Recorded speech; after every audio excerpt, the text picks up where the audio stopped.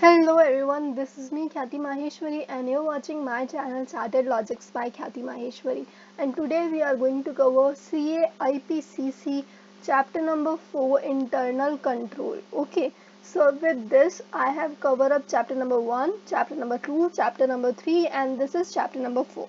After this what we will left is with vouching and verification, company audit and special audit. Okay, so for company audit I will provide a separate lecture link, and for special audit and vouching and verification I am thinking about making a new video for the same, because ये एक तरीके का ही एक इसके अंदर एक method होता है basically to write answers. Okay, and मैं उसको आपको अच्छी तरीके से उस वीडियोस के अंदर डिस्कस कर दूंगी. So for this video I am going to cover up chapter number 4 internal control. Okay, so without wasting any further time, let's get started our revision of internal control. सबसे पहले बात आती है कि control is a basic human requirement. Okay, control जो है वो basic human requirement है, एंड सेम बिजनेस के अंदर भी कंट्रोल जो है वो बहुत ज़्यादा ज़रूरी है, क्योंकि अगर कंट्रोल नहीं होगा तो कोई भी आपके पैसे चुरा सकता है. बिजनेस के अंदर कंट्रोल जो होता है वो मस्ट होता है. Okay, now concept of internal control. ये जो कंसेप्ट है इंटरनल कंट्रोल का वो कहाँ से आया? सो ये आया है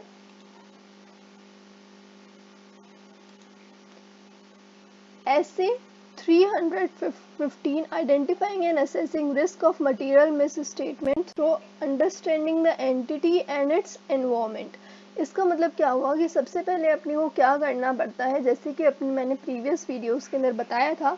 तो अगर आपने प्रीवियस वीडियोस नहीं देखी है तो सबसे पहले जाके चैप्टर नंबर 1, 2, 3 वीडियो को कवर अप करिए, उसके बाद में चैप्टर नंबर 4 पे आइए. ओके, उसकी सारी लिंक्स जो है वो मैं डिस्क्रिप्शन बॉक्स में प्रोवाइड कर दूंगी. सो ऐसे 315 जो कि कहता है identifying and assessing the risk of material miss statement. तो मतलब सबसे पहले अपने को क्या करना पड़ता है? सबसे पहले अपने को ऑडिट एंगेजमेंट होती है, उसके बाद में अपन उस एंटिटीज के बारे में जानते हैं, एंड देन अपन क्या करते हैं, रिस्क को असेस करते हैं कि कितनी रिस्क है कि उस एंटिटी के अंदर मटेरियल मिस स्टेटमेंट हो जाएगी, क्या रिस्क फैक्टर्स हैं उस एंटिटी के अंदर. ओके, कितना रिस्क है उस एंटिटी के अंदर, बाय किस तरीके से अपन रिस्क को असेस किस तरीके से करते हैं, आइडेंटिफाई करते हैं एंड अपन आइडेंटिफाई करते हैं एंड असेस करते हैं किस चीज़ को, risk of material miss statement, कि कितनी रिस्क है मटेरियल मिस स्टेटमेंट की.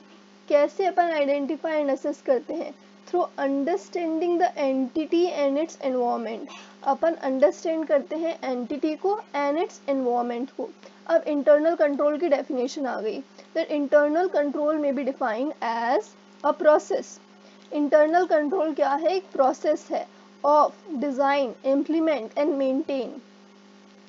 डिज़ाइन करने का, इम्प्लीमेंट करने का और मेंटेन करने का. मतलब कि क्या, इंटरनल कंट्रोल खाली उस चीज़ से सहमत नहीं है कि आप खाली डिज़ाइन करके रख दो, नहीं, अपने को उसको इम्प्लीमेंट भी करना होगा अपनी एंटिटी के अंदर. या ओनली डिज़ाइन या इम्प्लीमेंट करने से मतलब नहीं है कि अपन ने एक इंटरनल कंट्रोल को डिज़ाइन भी कर लिया, एक इंटरनल कंट्रोल को इम्प्लीमेंट भी कर दिया, लेकिन उसे कोई फॉलो अप नहीं कर रहा, वो मेंटेन नहीं हो रहा. तो internal control is a process of all designing, implementing and then maintaining. किसके द्वारा?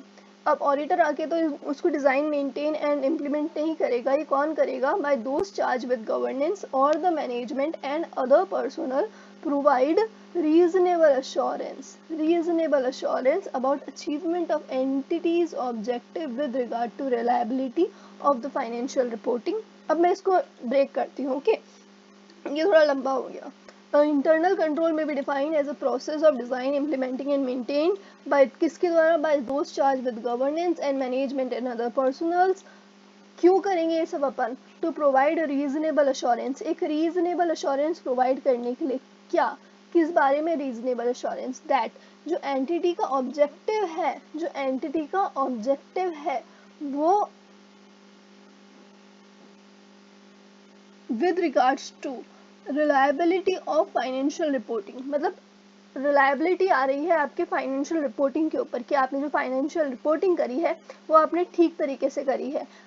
इफेक्टिवनेस, एक इफेक्टिवनेस आ रही है एंड एफिशिएंसी आ रही है in operations and safeguards of assets, आपका जो असेट्स है उसका सेफगार्ड हो रहा है and compliance with the rules and regulations, and आप क्या कर कंप्लाई कर पा रहे हो विद रूल्स एंड रेगुलेशंस। तो मतलब कि आपका जो इंटरनल कंट्रोल है वो those charge with governance and management या other personnel reasonable assurance provide करने के लिए करते हैं ताकि अचीव हो सके एंटिटीज ऑब्जेक्टिव with regards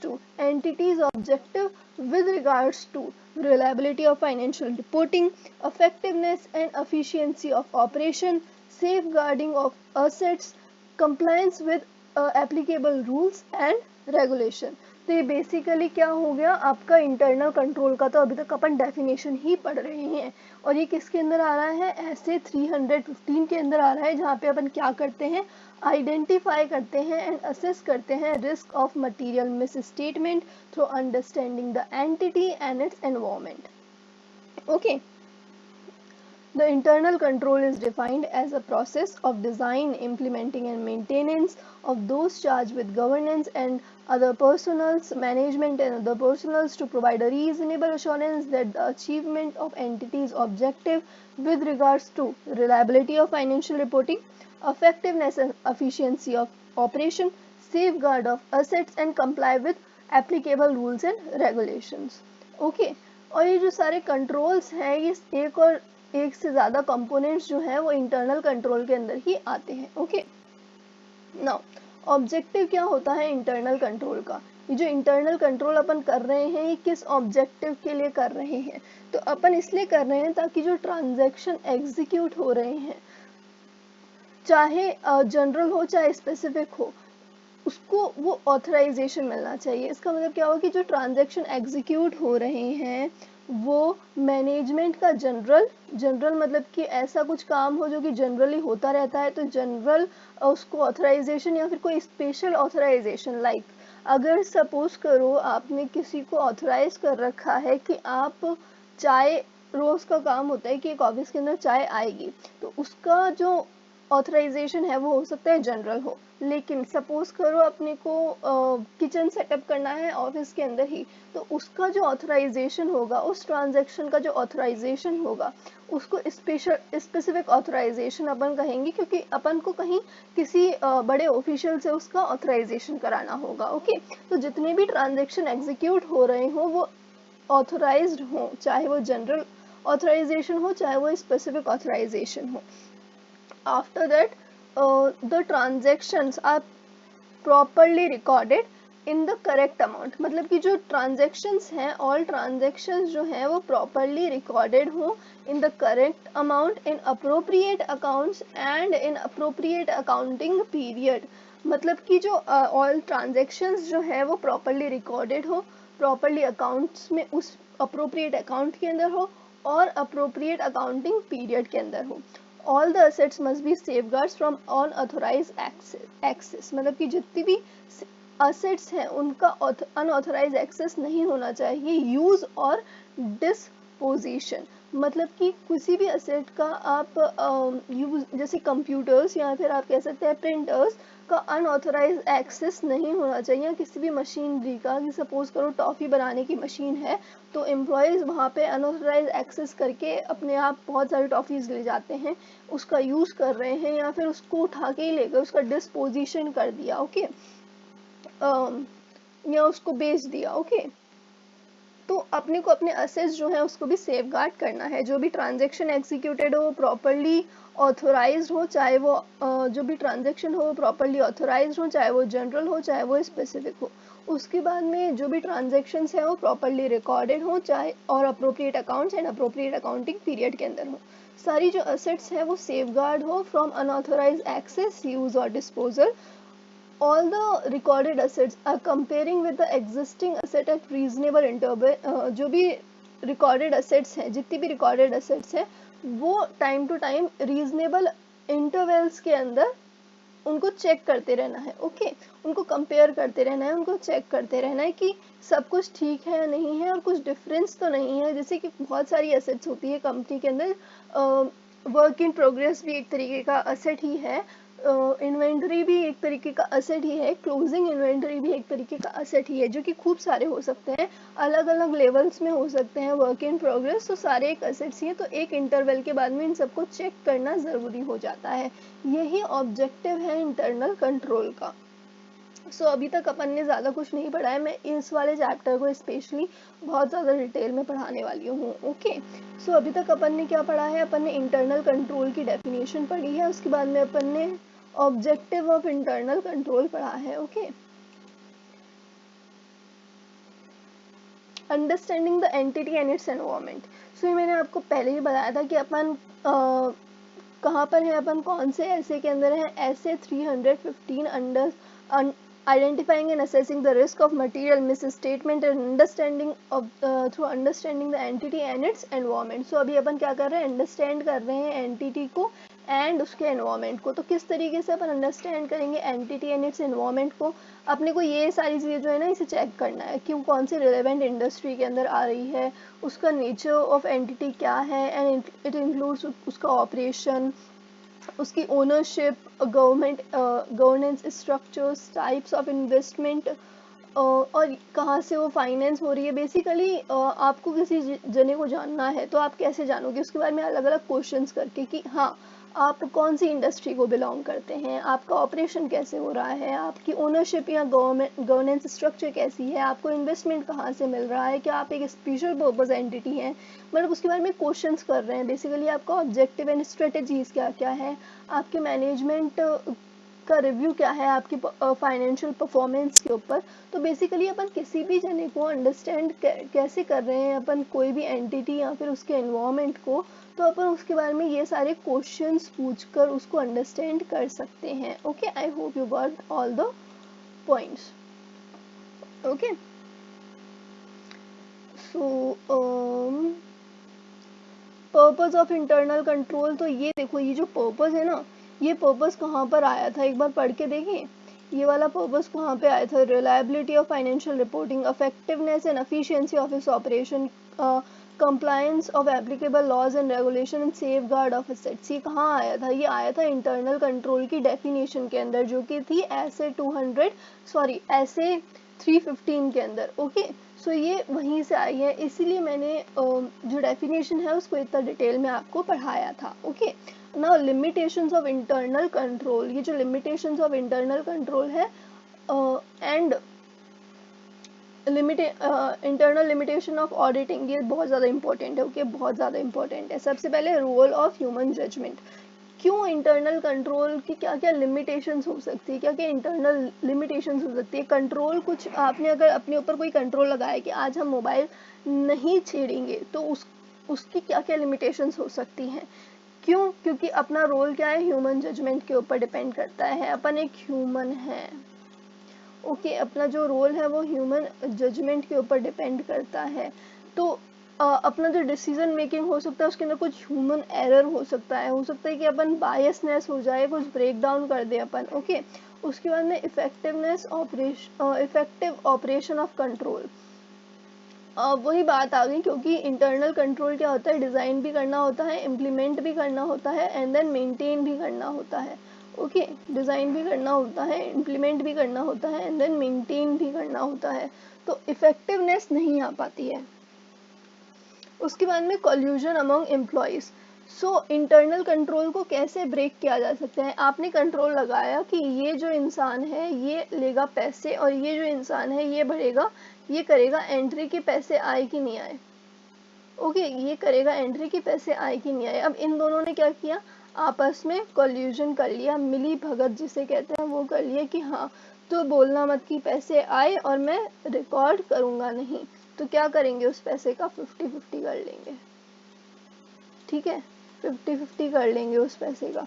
सो ये क्या हो रहा है, कॉल्यूजन हो रहा है अमंग एम्प्लॉयज़ आपस में मिली भगत कर रहे हैं, ओके। जजमेंट बाय मैनेजमेंट, इसके अंदर मैनेजमेंट का जजमेंट इन्वॉल्व होता है। अब सपोज करो ये मैनेजमेंट है, मैनेजमेंट को पता चला, एक मैनेजमेंट में से एक इंसान को पता चला कि ऐसा कुछ हो रहा है, उन्होंने क्या किया, इस चीज़ को या तो इग्नोर मार दिया या तो उसने जाके उसने बोला कि इसमें से मेरे को भी थोड़ा सा दे दो।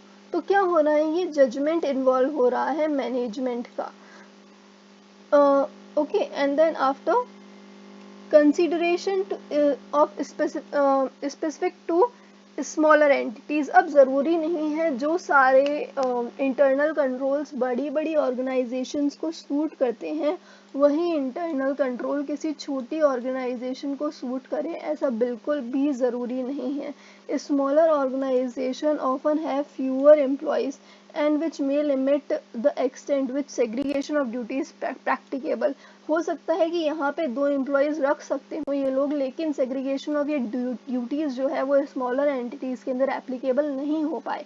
However such small own management और ओन, मतलब ये जो होता है ना, ये एक ही जना होता है बेसिकली इसके पीछे, तो वो अपना खुद का मैनेजमेंट, अपना खुद का ओवर इनसाइड रखता है देन अ लार्जर एंटिटी, क्योंकि जो लार्जर एंटिटी का सीईओ है वो हर जगह नहीं देख सकता है, जो भी उसका स्टेक होल्डर है वो हर जगह को नहीं देख सकता है। लेकिन यहाँ पे क्या होता है, स्मॉलर एंटिटी जो है ओन्ड और मैनेज एक ही जना करता है, तो वो ज़्यादा ओवरसाइट रख सकता है देन अ लार्जर एंटिटी। तो ये सारे थे अपने कुछ inherent limitations of internal control. Human judgement involve होती है, effectiveness of internal human judgement involve होती है, इफेक्टिवनेस ऑफ इंटरनल कंट्रोल्स कभी कभार नहीं रहता है, ऑपरेशन के अंदर स्पेशली कॉल्यूजन कर सकते हैं, employees judgement by management involve होती है, एंड लिमिटेशंस होती हैं कुछ स्मॉलर एंटिटीज के अंदर। ठीक है, अब ये देखिए जितनी भी ये EIS CIS से रिलेटेड चीज़ है तो उसको मैं इसके अंदर कवर अप नहीं कराने वाली हूँ, क्योंकि अपने को इंटरनल कंट्रोल प्लस CIS इन दोनों को डिफरेंट कंसेप्ट देखना चाहिए। इसके 10-12 ही क्वेश्चंस बन सकते हैं CIS के, ओनली वो जो है प्रैक्टिस मैनुअल्स एक्सेट्रा के अंदर कवर अप है, आप ओनली वो कर लीजिए, काफ़ी होगा CIS के अंदर। एंड इंटरनल कंट्रोल एक डिफरेंट कंसेप्ट समझिए एंड CIS एक डिफरेंट कंसेप्ट समझिए। Okay, and in this video I am going to cover only internal control methods and CIS is almost cover. इसको क्वेश्चन बेस्ड ही आप cover करिए, उतना काफ़ी होगा। ओके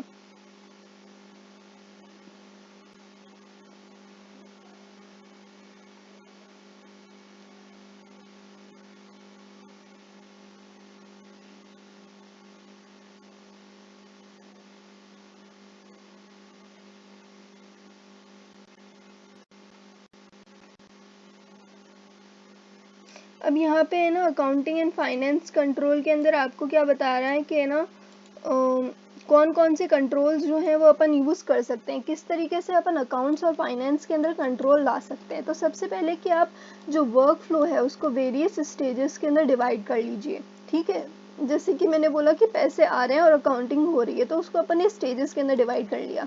अब उस चेन को अपन ने ब्रेक कर दिया है, और इस तरीके से ब्रेक किया है कि कोई एक सिंगल पर्सन पूरा जो चेन है उसको हैंडल नहीं कर सके, जैसे कि उसके अंदर हो रहा था। जैसे कि segregation of accounting and custodial function, जैसे कि सेग्रीगेशन हो रहा है, मैंने बताया था कि कस्टोडियल मतलब पैसे लेने वाला और अकाउंटिंग मतलब अकाउंटिंग करने वाला। And there must be proper documentation at each stage, हर एक जना, उस वक्त मैं आगे वाले को नहीं बताऊंगा और मैं रिकॉर्ड नहीं करूंगा। मतलब क्या होता है, एक प्रॉपर डॉक्यूमेंटेशन हो रहा था, लेकिन वहाँ पे ब्रीच क्यों हो रहा था, due to limitation of collusion. लेकिन अपन किस तरीके से अकाउंटिंग एंड फाइनेंस के अंदर इंटरनल कंट्रोल ला सकते हैं, तो उसके ये स्टेप्स हैं कि आप सबसे पहले वेरियस स्टेजेस के अंदर डिवाइड कर दीजिए, चेन को ब्रेक कर दीजिए, कोई एक सिंगल पर्सन पूरा हैंडल नहीं कर सकता, अकाउंटिंग एंड कस्टोडियल फंक्शन को सेग्रीगेट कर लीजिए, प्रॉपर डॉक्यूमेंटेशन होना चाहिए। उसके बाद में वेरियस ट्रांजैक्शंस जो हैं उसको आप कवर अप कर लीजिए कि हर एक ट्रांजैक्शंस के लिए हर एक अथॉरिटी ले सके। ओके, अब बुक्स ऑफ अकाउंट्स को करेक्टली मेंटेन करिए, हर एक चीज़ को अच्छी तरीके से, हर ट्रांजैक्शन को अच्छी तरीके से रिकॉर्ड करिए। सेफ गार्ड ऑफ एसेट्स सबसे ज़्यादा ज़रूरी है। ठीक है, तो यही सारे तरीके हैं जहाँ पे अपन यूज़ कर सकते हैं internal control in accounting and finance. Okay, now ये जो इंटरनल कंट्रोल है ये किसकी ड्यूटी होती है, मैनेजमेंट की होती है कि ऑडिटर की होती है? तो ये ड्यूटी होती है मैनेजमेंट एंड TCWG। ओके, ये सारी चीज़ें आ गई हैं अपने जो डेफिनेशन अपन ने पढ़ी थी उसके अंदर, इंटरनल कंट्रोल की जो डेफिनेशन पढ़ी थी उसके अंदर आ रहा था that internal control is a process of design, implement and maintained internal controls by those charged with governance and management and other personals। ठीक है, ये सब वन रीड है, 100% एक बार रीड करना है। Internal controls and auditor, auditor को क्या करना पड़ता है, रिस्क को असेस करना होता है, risk of material miss statement. किसी भी एक बात बताओ, किसी भी एंटिटी के अंदर कुछ गड़बड़ होने की संभावना कब होती है, किसी भी एंटिटी के अंदर कुछ गफला होने की संभावना कब होती है, जब उसका इंटरनल कंट्रोल जो है वो वीक हो। तो ऑडिटर को क्या करना पड़ेगा, उसका रिस्क असेस करने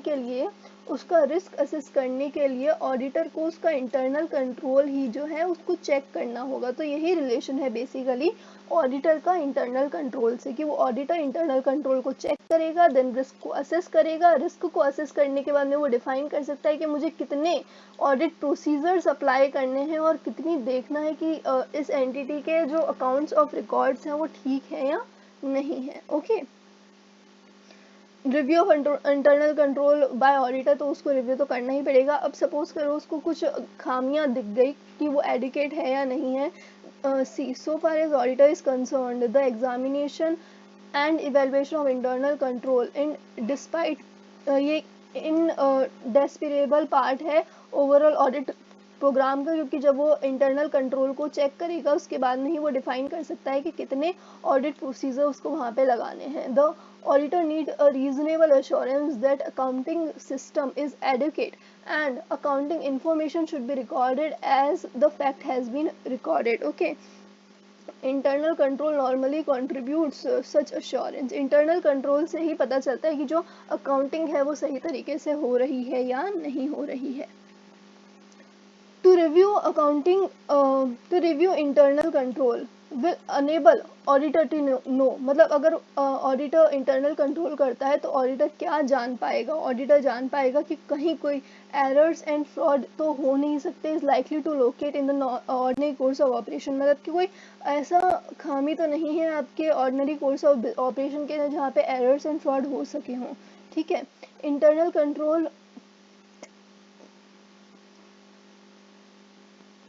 इंटरनल कंट्रोल यूज और ऑपरेशन में भी है क्या बाय द मैनेजमेंट, मतलब कि इंटरनल कंट्रोल सिस्टम के अंदर है भी या नहीं है। Whether an effective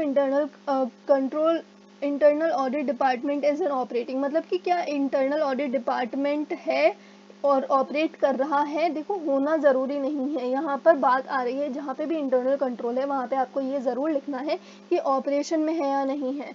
design, implement and operate करना ज़्यादा ज़रूरी है। डिज़ाइन कर सकते हैं, आपने बोल भी दिया, आपने डिज़ाइन कर लिया अपना टाइम टेबल, आपने बोला कि हाँ आप कल से हम ये फॉलो करेंगे, मतलब कि आपने उसे इम्प्लीमेंट भी कर दिया, बट क्या वो ऑपरेशन में है, क्या आप उसे फॉलो अप कर पा रहे हैं, ये ज़्यादा इंपॉर्टेंट है। I think the most important part is the operation. Okay, but we have to do first step first. So अपने को टाइम टेबल तो बनाना पड़ेगा उसको फॉलो अप करने के लिए। ओके, सो फर्स्ट स्टेप भी उतना ही ज़रूरी है जितना लास्ट स्टेप ज़रूरी है, एंड लास्ट स्टेप भी उतना ही ज़रूरी है जितना फर्स्ट स्टेप ज़रूरी है, नहीं तो दोनों की ही कोई वैल्यू नहीं रह जाएगी। ओके, सो वन रीड है, ये सारी चीज़ें जो हैं आप जान जाएंगे इंटरनल कंट्रोल्स को चेक करने के बाद में ऑडिटर, एंड देन वो रिस्क को असेस करके उसके बाद में substantive and audit procedures apply कर सकता है, एंड एट लास्ट उसे क्या बनाना होगा, अपना ओपिनियन बनाना होगा। ओके, नाउ किस तरीके से वो इंटरनल कंट्रोल्स को जांच सकता है, उसको ये सारी चीज़ें पता तो चल जाएंगी, लेकिन उसको पता कैसे चलेगा कि इंटरनल कंट्रोल को चेक कैसे करना है। आपने देख लिया इंटरनल कंट्रोल्स ये होता है, इंटरनल कंट्रोल्स के ऑब्जेक्टिव ये होते हैं। इंटरनल कंट्रोल्स को चेक करके ऑडिटर को ये सब चीज़ें पता चल जाएगी, और इस तरीके से इंटरनल कंट्रोल को चेक करके ऑडिटर को हेल्प मिलेगी इन defining it's further audit procedures and in at last framing his opinion। but ये internal controls जो हैं उसको चेक कैसे करना है, पता कैसे चलेगा, तो उसके लिए ये 4 मेथड्स हैं of checking the internal controls: narrative records, checklist, questionnaire and then flow chart. अब एक एक करके इसको अच्छी तरीके से डिफाइन करते हैं। ओके, सबसे पहले नरेटिव रिकॉर्ड्स। नरेटिव रिकॉर्ड्स का मतलब होता है complete and exhaustive description of the system found in the operation by the auditor। Means auditor को क्या करना है, बेसिकली एक कॉपी पेन लेना है, एंटिटी के अंदर घुसना है एज अ कस्टमर, एंड उसे देखना है कि वो चेन जो है पैसे लेने की, सेल करने की, नेगोशिएशन करने की, और देन अकाउंटिंग रिकॉर्ड्स में आने की, उसके बाद में कंप्यूटर के अंदर जाने की, उसके अंदर जिस भी तरीके से उसको माल वापस से पहुंच रहा है, उसको सेल्स हो रही है, डिपार्टमेंट किन किन डिपार्टमेंट के थ्रू आगे, वो जो पूरा ऑडिट ट्रेल ये जो चल रहा है, इसका कंप्लीट एंड एग्जॉस्टिव डिस्क्रिप्शन उसको बनाना है, जो भी ऑडिटर फाइंड करता है ऑपरेशन के अंदर। ठीक है, तो बेसिकली उसको ये सारी चीज़ें नोट डाउन करनी है कि हाँ अभी मेरे साथ नेगोशिएशन हुआ, अभी इस तरीके से यहाँ पे रिकॉर्ड हुआ, रिकॉर्ड इसने किया, पैसे यहाँ पे कलेक्ट हुए, भेजा इस वाले पर्सन ने था, तो क्या सेग्रीगेशन ऑफ ड्यूटीज़ है, अलग अलग चेन को ब्रेक डाउन करा है, इंटरनल कंट्रोल्स है या नहीं है, जब यहाँ से माल गया तो कैसे यहाँ पे कोई था क्या, इसके ऊपर अथॉरिटी हो रही है या नहीं हो रही है, वहाँ पे प्रॉपरली साइंड है या नहीं है, ये सारी चीज़ें उसको लिखनी है। बेसिकली जो कुछ भी वो वहाँ पे देख रहा है उसको उसका रिकॉर्ड बनाना है, नरेट करते हुए रिकॉर्ड बनाना है, इसको बोलते हैं narrative record. Actual testing and observations जो उसको दिखी, ये it may be recommended in cases where no formal control system is operation, it would be more suitable in small business। ये जो नरेटिव रिकॉर्ड चेक करने का इंटरनल कंट्रोल का system है, ये मोर सूटेबल करता है स्मॉल बिजनेसमैन को, क्योंकि उनका एक सिंपल चैन होता है, लेकिन जो बड़े बिजनेसमैन है उनका एक बड़ा चैन होता है, और ये सब चीज़ें नरेट करके एग्जॉस्टिव लिस्ट बनाना जो है वो पॉसिबल नहीं है। सो ये डिसएडवांटेजेस जो है इसका वो यही है कि ये ऑपरेशन जो है इसका वो बहुत डिफ़िकल्ट होता है, हर एक चीज़ को नोट डाउन करना। उसके बाद में उस चीज़ को नोट डाउन भी कर लिया तो फिर उसके बाद में आप उसके अंदर गैप्स वगैरह ढूंढ पाना बहुत ज़्यादा मुश्किल हो जाता है। एंड यहाँ पे बहुत ज़्यादा अगर मैन पावर का यूज़ हो रहा है और चेंजेस अगर अपने को करने पड़ेंगे तो बहुत ज़्यादा मुश्किल हो जाता है। ठीक है, उसके बाद में अपन बात करते हैं चेकलिस्ट की। तो चेकलिस्ट के अंदर अपने को क्या करना है, एक चेकलिस्ट बनानी है कि क्या आप टेंडर्स मंगाते हैं before placing an order. Suppose ये चेकलिस्ट बनानी है, मतलब अपने को अगर देखना है कि एक स्कूल है तो वहाँ पे कौन कौन से इंटरनल कंट्रोल्स मौजूद होने चाहिए, कि क्या फीस की रिसिप्ट के अंदर कुछ ऑथराइजेशन होता है, क्या अगर बच्चे को छुट्टी मिल रही है तो उसके लिए कोई ऑथराइजेशन होता है। तो इस टाइप से अपने को एक चेकलिस्ट बनानी है और देखना है कि क्या क्या ये सारी चीज़ें मौजूद हैं क्या एंटिटी के अंदर। तो यही होता है बेसिकली चेकलिस्ट करने का तरीका, जो अपने को लगता है कि इंटरनल कंट्रोल्स ये मौजूद होने चाहिए एंटिटी के अंदर, उसकी चेकलिस्ट बनाइए एंड देखिए क्या वो एप्लीकेबल है या नहीं है। Okay, internal control questionnaire same वही चीज़ है। चेकलिस्ट के अंदर अपन सिंपली अपन चेकलिस्ट करेंगे, क्वेश्चनियर के अंदर अपन दूसरे लोगों से क्वेश्चन करेंगे कि क्या अगर आप ऐसा करते हैं तो ये चीज़ होती है या नहीं होती है ऑर्गेनाइजेशन के अंदर। Okay, this is the most widely used form of collecting information. इससे अपने को इन्फॉर्मेशन खूब सारी मिल जाती है about the existence, operation and efficiency of internal controls in an organization. क्योंकि अपन एम्प्लॉय से, बहुत सारे लोगों से क्वेश्चनर करते हैं, क्वेश्चंस पूछते हैं, उनके आंसर्स देते हैं, और इससे पता चल जाता है कि इंटरनल कंट्रोल एग्जिस्टेंस में है या नहीं है, ऑपरेशन में है या नहीं है, एंड एफिशिएंट है या नहीं है। Okay, now flow chart. Flow chart का मतलब क्या होता है, graphical representation of each part of the company system of internal controls. मतलब कि अपने को बेसिकली एक फ्लो चार्ट बनाना है। जैसे कि पहले नरेटिव रिकॉर्ड के अंदर अपन क्या कर रहे थे, अपन हर एक पॉइंट को लिख रहे थे, हर एक पॉइंट को लिख रहे थे। यहाँ पे अपने को लिखना नहीं है, यहाँ पे अपने को उसको सिंपल एक फ्लो चार्ट में बनाना है कि मैं यहाँ पे आया, उसके बाद में यहाँ गया, उसके बाद में ये यूं करके यहाँ पे गया। तो इस तरीके से क्या होगा, आसान होगा, ये बहुत इजी होगा स्पॉट करना, and improvement can be suggested using the flow chart method. Okay okay, so अपन ने फ्लो चार्ट एक्सेट्रा भी कवर अप कर लिए। उसके बाद में testing of internal control. So test of control, are performed to obtain audit evidence about the effectiveness of designing of accounting and internal control. Basically अपने को ये दोनों ही चीज़ें जो है उसे चेक करनी पड़ती हैं for assessing the risk into the entities and operation. सबसे पहले क्या बात है कि डिज़ाइन हो रहा है क्या, ऑपरेशन में है क्या, इम्प्लीमेंटेशन में है क्या. ओके, सो बेसिकली बात यही है कि design, implement and operation.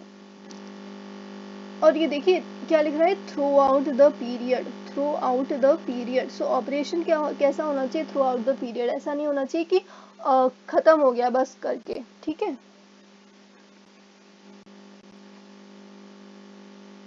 Examination in depth क्या होता है, एग्जामिनेशन इन डेप्थ होता है कि अपन ने इतने सारे रिकॉर्ड्स थे, तो अपन ने एक कोई सा ही पार्ट उठा लिया और उसको बहुत ज़्यादा एग्जामिन कर लिया, डेप्थ के अंदर घुस के हर एक पूरा उसका ऑडिट ट्रेल, हर एक चीज़ उसकी जनरल एंट्री से लेके सारी चीज़ें उसकी बहुत ज़्यादा डेप्थ के अंदर चेक कर ली, एकदम एंड टू एंड ट्रांजेक्शन पूरे उसके एंटायर फ्लो के अंदर. इसी को ही बोलते हैं एग्जामिनेशन इन डेप्थ. मतलब किसी भी एक चीज़ को उठा लेना और उसका पूरा ऑडिट ट्रेल का ऑडिट कर देना एकदम बहुत अच्छी तरीके से. ठीक है, from beginning to the end of the process. और इससे क्या होगा, कोई एक पर्टिकुलर एक सरप्राइज एलिमेंट भी आ जाता है कि कुछ भी चीज़ उठा के पूरा चेक कर सकते हैं पूरा डेप्थ के अंदर. ठीक है. और ये डिफरेंट है sampling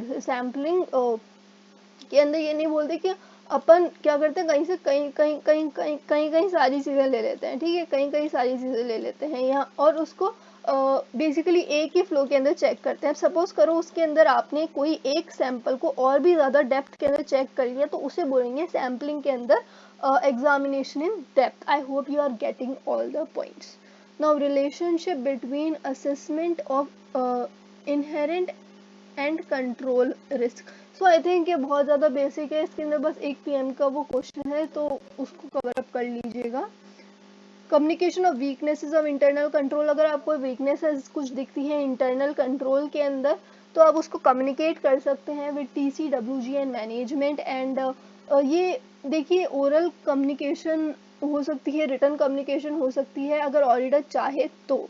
As a result of obtaining and understanding the accounting and internal control system and test of control, the auditor become aware of the weaknesses in the system. The auditor should make management aware as soon as practical and at the appropriate level of responsibility. The communication of the management of material weakness would ordinarily be in written के अंदर भी हो सकती है, लेकिन हालांकि oral communication भी हो सकती है if appropriate.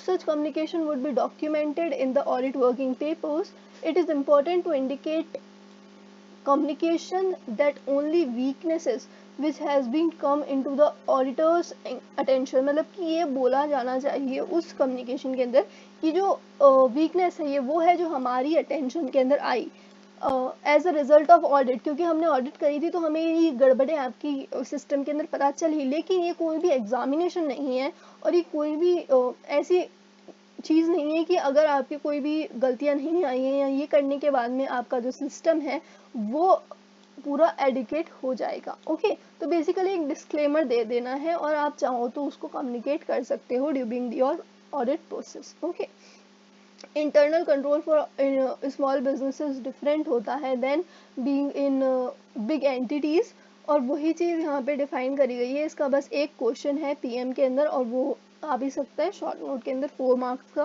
तो उसको कवर अप कर लीजिएगा. क्योंकि वो देखो स्मॉल बिजनेस के अंदर जो होती है वो ज़रूरी नहीं है लार्ज बिजनेसमैन के हो सके, जो कि ये सारे इसके अंदर एग्जांपल्स दिए गए हैं. और जो स्मॉल बिजनेसमैन है वो खुद ही उसके अंदर इन्वॉल्व होता है, वही मैनेजर होता है, वही ओनर होता है. तो बहुत सारी चीज़ें जो है इंटरनल कंट्रोल और internal check, internal audit etcetera की वो स्मॉल बिजनेस के मैन के ऊपर एप्लीकेबल नहीं हो सकती हैं. Okay, CIS environment again I am leaving these part.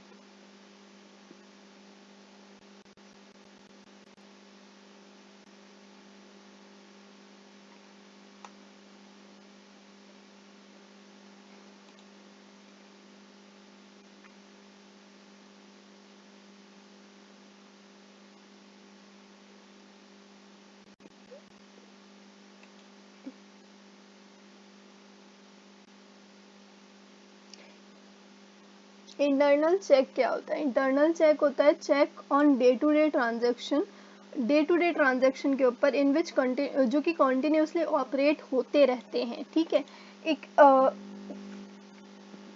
internal check has been defined by the Institute of Chartered Accountants of England and Wales as in check on day-to-day transaction which operate continuously as a part of routine system whereby the work of one person is proved independent and contemporary to the work of another, the object of prevention and early detection of fraud errors and frauds। इसका मतलब क्या हुआ कि internal check एक ऐसा process होता है जहाँ पे डे टू डे ट्रांजैक्शन जो कि ऑपरेट हो रही है continuously in the routine system, उसको चेक करना और ये देखना कि एक जना जो वर्क कर रहा है वो पूरा इंडिपेंडेंट एंड कॉम्प्लीमेंट्री नहीं हो with the work of another. Okay,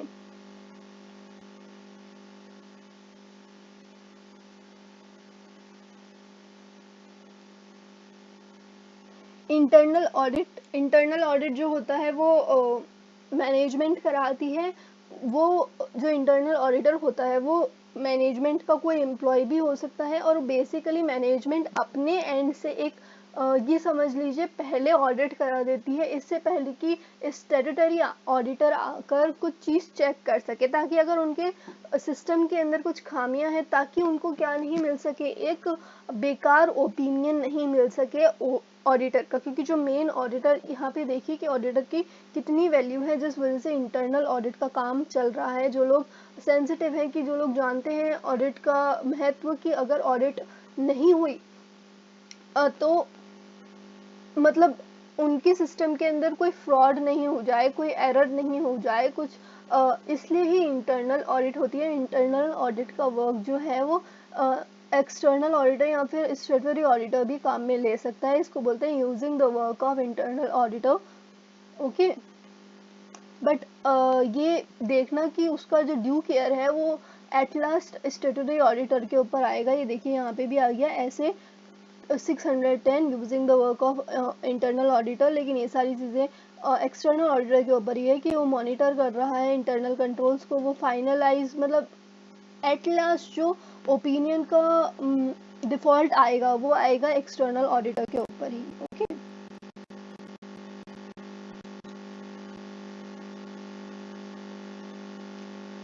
same यहाँ पे भी वो इसी चीज़ को डिफाइन करना है।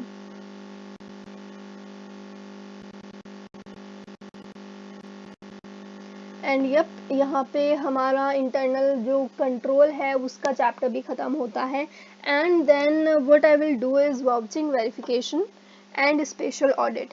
ये सारी चीज़ें जो हैं इंटर कनेक्टेड हैं, इसके अंदर पॉइंट वाइज ही अपने को लिखना होता है।